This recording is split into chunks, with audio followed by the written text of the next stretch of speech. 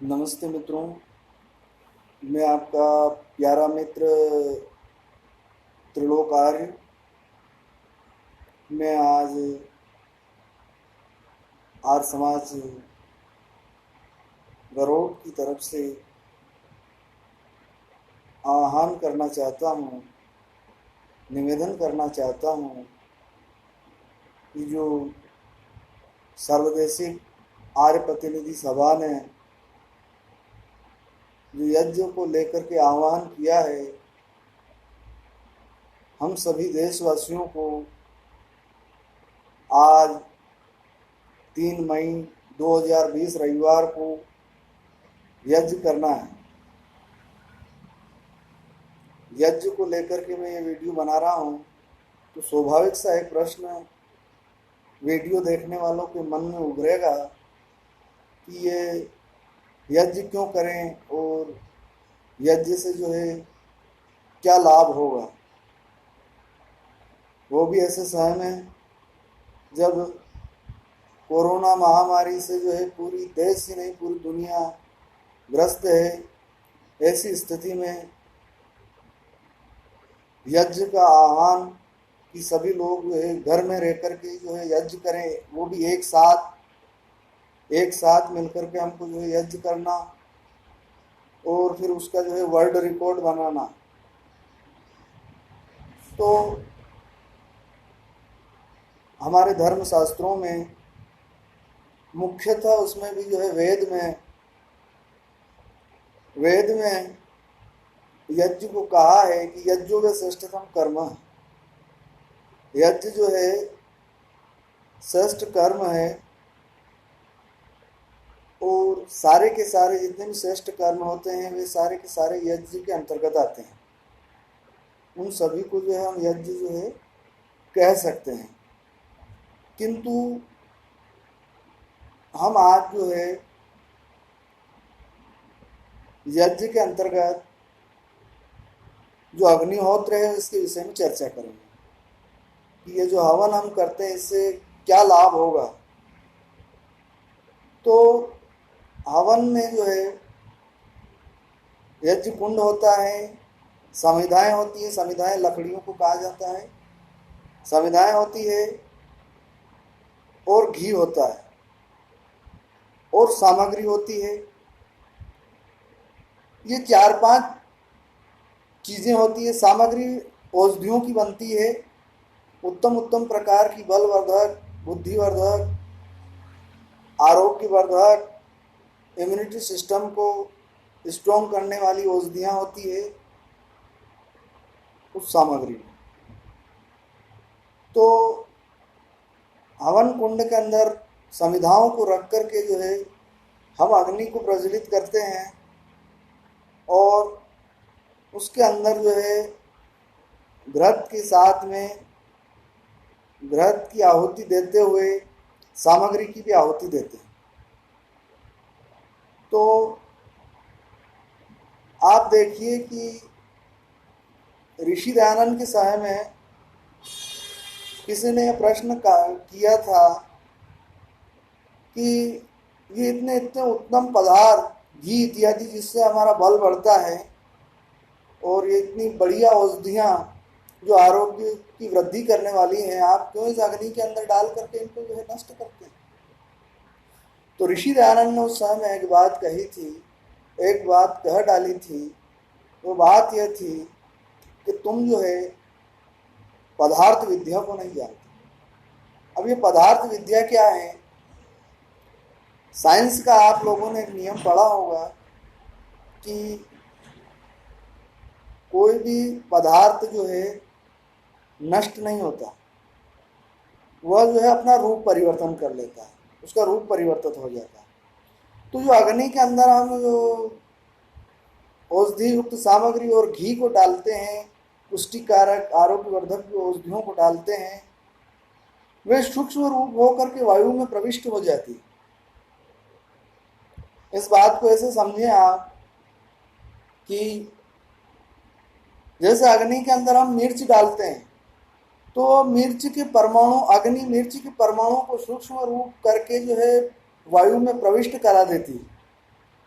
और जब वह नासा छिद्रों के माध्यम से हमारे अंदर जाती है तो हमको खांसी तक आ जाती है।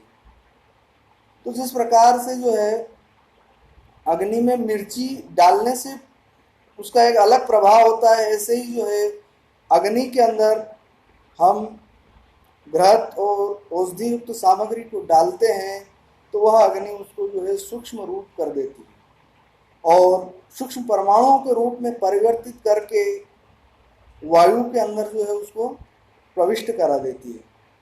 इससे होता क्या है कि वायु जो है पुष्ट होती है, दुर्गंधित वायु का नाश होता है, वायु जो है फिर से शुद्ध हो जाती है। वायु को शुद्धिकरण करने का ये सबसे उत्तम उपाय है।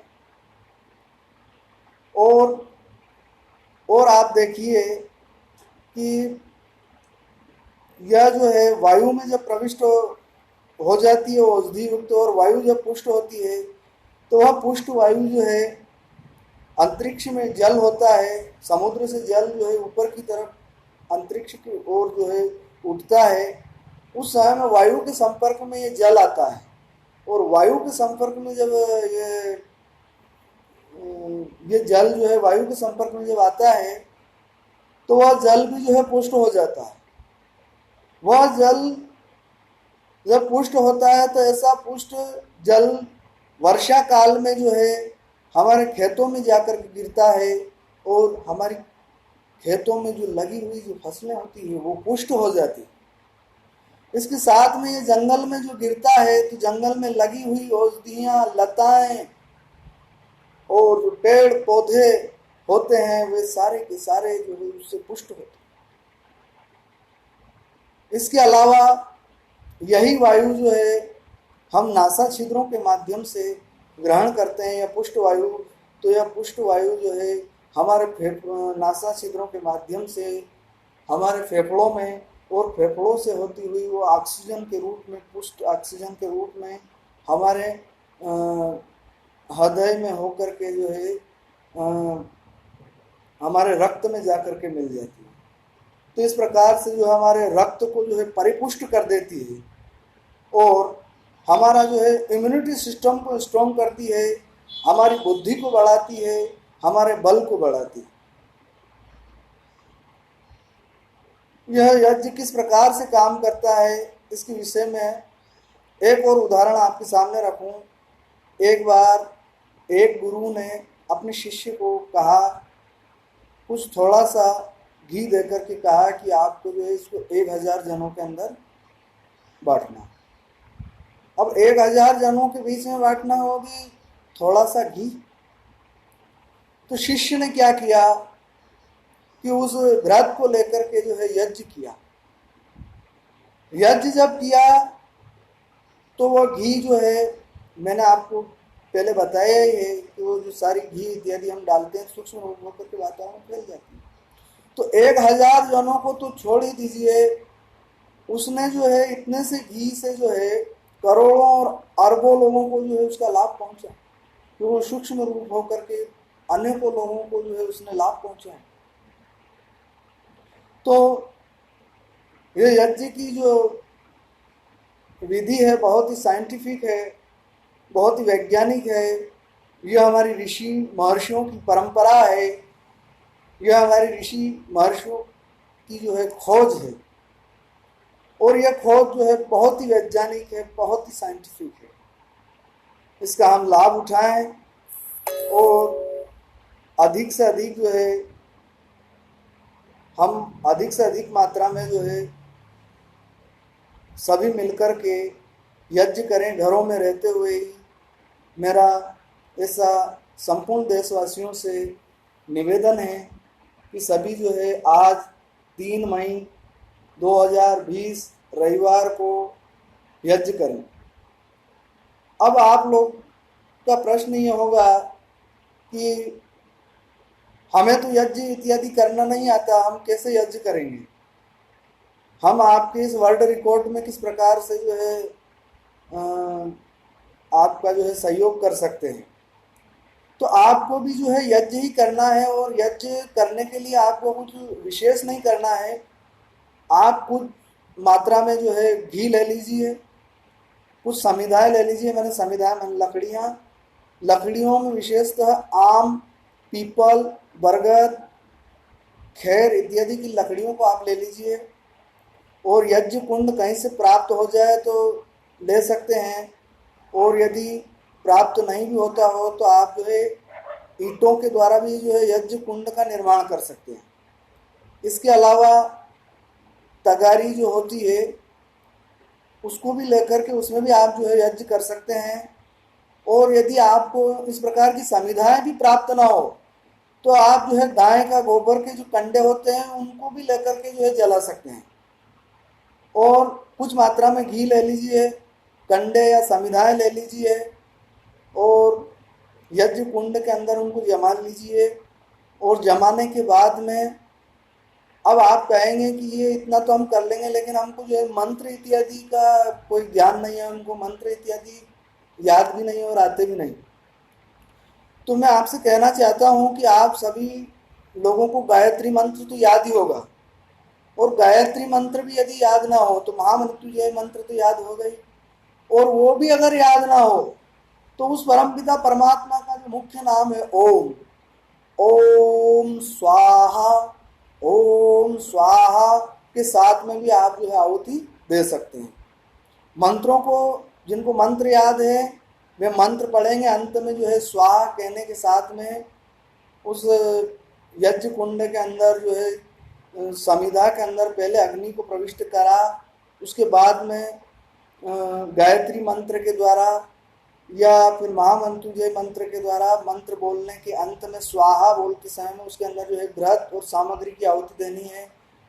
अब जो आप कहेंगे कि सामग्री हमको कहाँ से उपलब्ध होगी, तो सामग्री आपको जो है मार्केट से उपलब्ध हो सकती है। और मार्केट जैसे अभी लॉकडाउन की स्थिति है, बंद है मार्केट, तो आप जो है इस समय में जो है घर के अंदर ही जो है जौ है, तिल है और शक्कर, इन तीनों को मिला करके भी जो है ये सामग्री बन गई। इसमें थोड़ा सा घी गर्म कर करके जो है डाल दीजिए, ये सामग्री बन गई। और घी भी गर्म कर लीजिए और इन मंत्रों के स्वाद में बोलते हुए स्वाहा के साथ में इसको आपको 21 या 51 आहुतियाँ आपको देनी है, और अधिक भी दे सकते हैं आप। अगर अधिक सामग्री और अधिक घृत आपके पास में है, आप उपलब्ध कर सकते हैं, आप सक्षम हैं इन वस्तुओं को प्राप्त करने में, तो आप जो है अधिक मात्रा में भी जो है आहुतियाँ दे सकते हैं।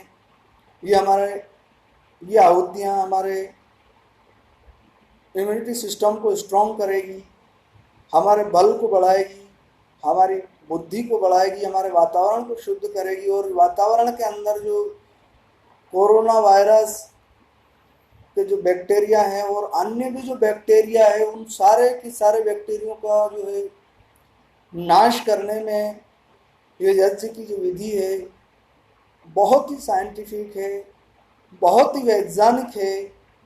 आइए हम सब एक साथ मिलकर के 3 मई 2020 रविवार 9:30 बजे हम एक साथ में यज्ञ करेंगे। इसके साथ में आप जो है लाइव भी करें, यज्ञ करते हुए अपने आप को लाइव करें, ताकि इससे जो है और लोगों को भी प्रेरणा मिले और अन्य लोग भी जो है यज्ञ करें।